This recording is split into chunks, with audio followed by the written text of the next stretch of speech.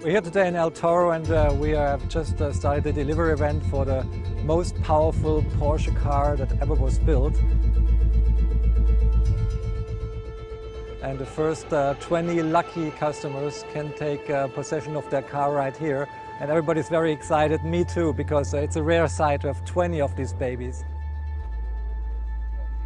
If you would have asked me 5 years ago, I would have said 600 horsepower rear-wheel driven car, dream on. And I think that was only possible because only the best race engineer engineered that car, and everybody has had his full heart doing it. There were so many hours spent in the wind tunnels, almost 700,000 kilometers of test driving, and more than 80,000 engineering hours just to get this car dialed in right.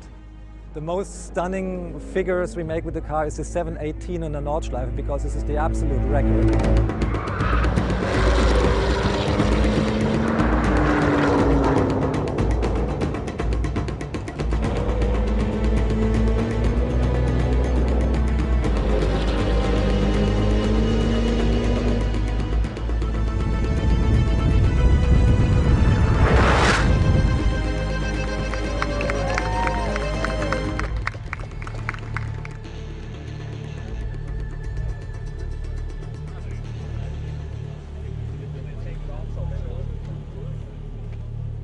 It was a very long project and an unexpected one, because it wasn't a sales-driven project. It was more like it developed like a skunkworks effort, because in the beginning of 2007 we were at the Nürburgring Nordschleife just dialing in the upcoming 997 GT2, and at the same time we were commencing with the 997 GT3 RS second generation project. And one night when we were sitting in the workshop, one of the mechanics in that case said, "Oh, just imagine all that things that we're doing on the RS, on the GT3 RS, if we would do that to the GT2.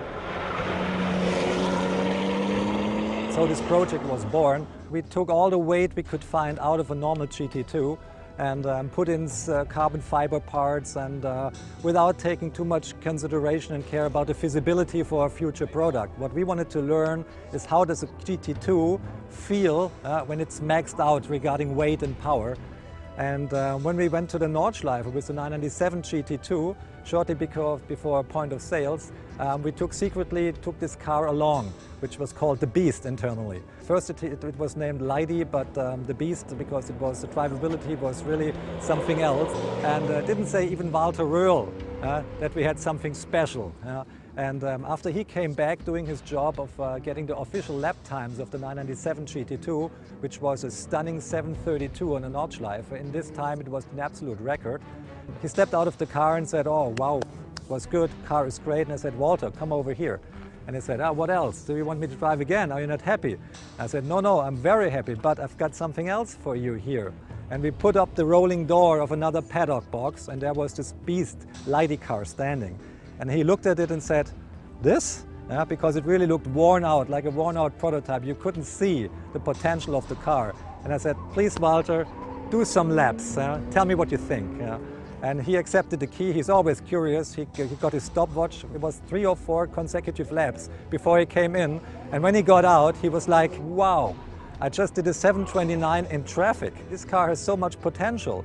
You have to make it." And from that on, the project 727 was born, because that was our target time that we like to achieve as a lap time on the Nürburgring.